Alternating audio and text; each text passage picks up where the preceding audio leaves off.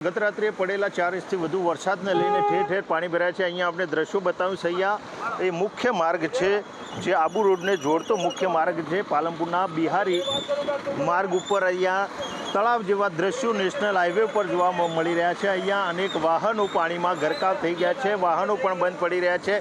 અહીંયા તમામ જે વાહન ચાલકો છે તે અટવાયા છે, કેમ કે ગત રાત્રિએ ફરી એકવાર પાલનપુરમાં મેઘરાજાએ મંડાણ કર્યું હતું ને 4 ઇંચથી વધુ વરસાદ વરસી ચૂક્યો છે।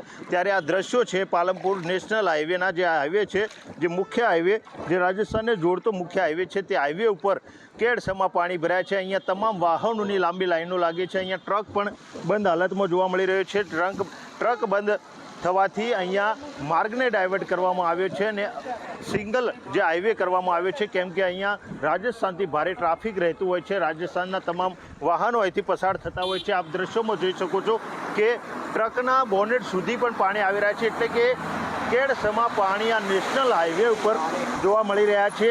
જે પ્રકારે અહીંયા તમામ જે આ મુખ્ય માર્ગ છે તે માર્ગ પાણીમાં ગરકાવ થયો છે અને અત્યારે ડાયવર્ઝન પણ આપવામાં આવ્યું છે, કેમ કે આ મુખ્ય માર્ગ ઉપર જ કેડસમાં પાણી ભરાયા છે। ત્યારે પાલનપુરમાં ગત રાત્રે પડેલા ભારે વરસાદને લઈને અહીંયા તળાવ જેવા દ્રશ્યો નેશનલ હાઈવે પર જોવા મળી રહ્યા છે।